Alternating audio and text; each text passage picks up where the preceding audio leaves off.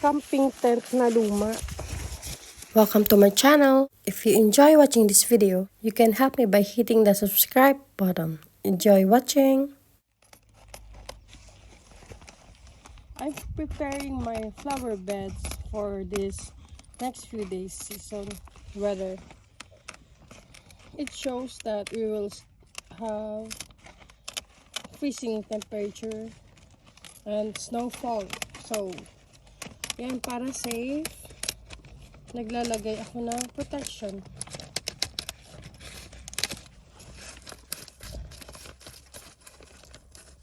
This one, what I'm using, it's made for covering plants to prevent from freezing. And if you wanna see what's inside, here, plants. These are my spring flowers with some wood chips, and they will be covering with this one. And same with my onions. I plan to put same thing. I hope ma-survive nila ang 1 week freezing temperature sa amin, because if I remember last year, it's like April, we still have this snow, and during like this March, we managed to have ice skating by the river. So sana this time saglit lang to at uminit na ulit. Hindi kasi namin ini-expect talaga. Kung nakarang araw lang may nagga-gardening na rin dito sa kapitbahay namin eh. So akala ko okay na. Kaya linant ko na sila. Kaso hindi pa pala. Sana magbago pa.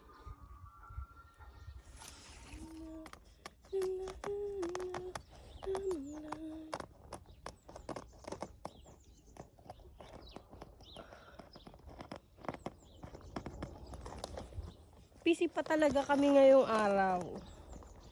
Kaso, itong weather, bigla siyang nag-catch ng attention. Kaso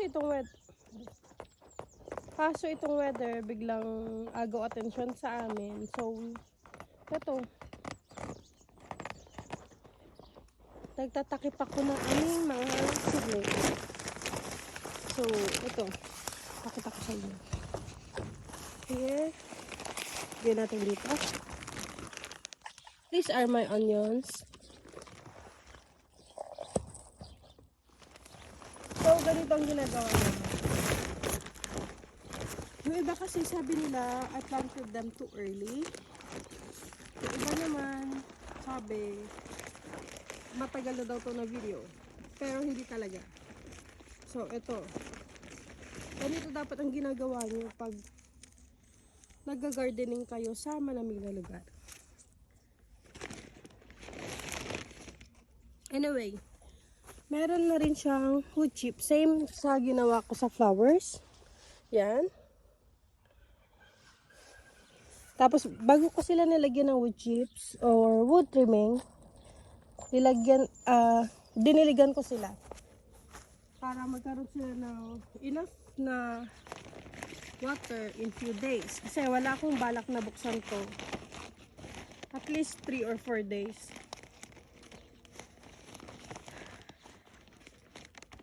Ayan, hindi ko siya masyadong i-close since ang onion kaya nilang mabuhay sa cold climate. I assume hanggang hanggang 10 sa fully grown, but as of this one, some are still seedlings, so kailangan niya to, and it's a must.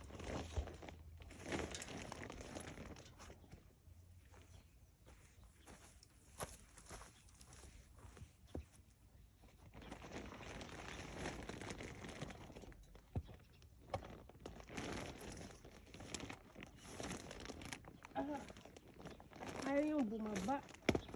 Okay.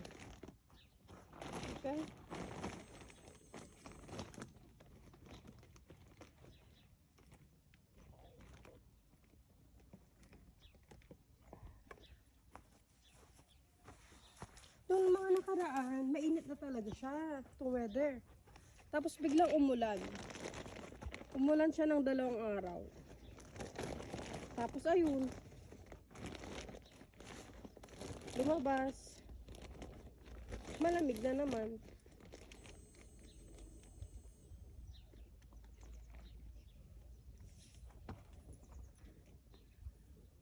Ito.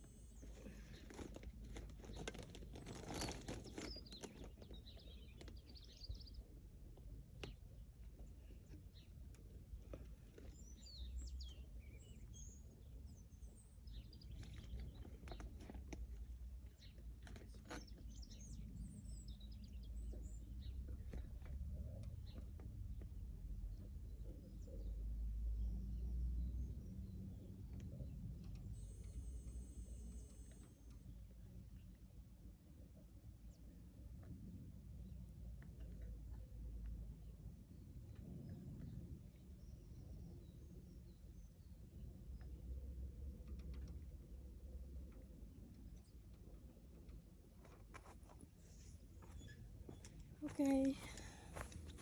Okay na to. At least meron lang siyang protection. So, okay lang na may snow.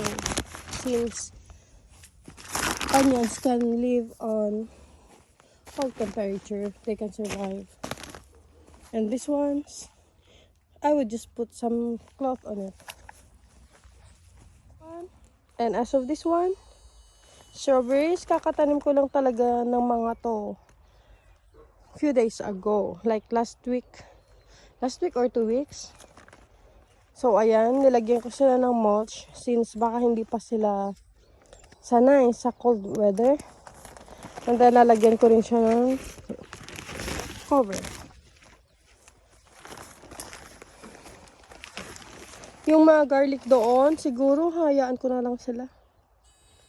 Wala akong siguro titingin ako ng lumang gamit. So guys, habang nagkakalkal ako sa aming storage, nakita ko to.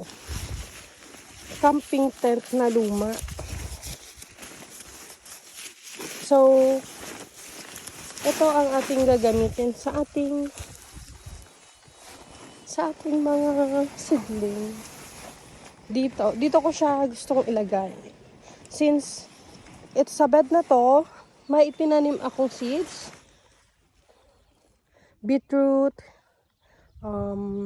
parsley, and on garlics. While on other beds, they should be okay. Yung mga yan, garlic, parang garlic lang yan. And all of them are in corners. Well, this one, may seed na kakatanim. So, ito ang ating tatakpan. If you enjoy watching this video, subscribe for more gardening updates. More videos will be posted soon in video section. Thank you for watching.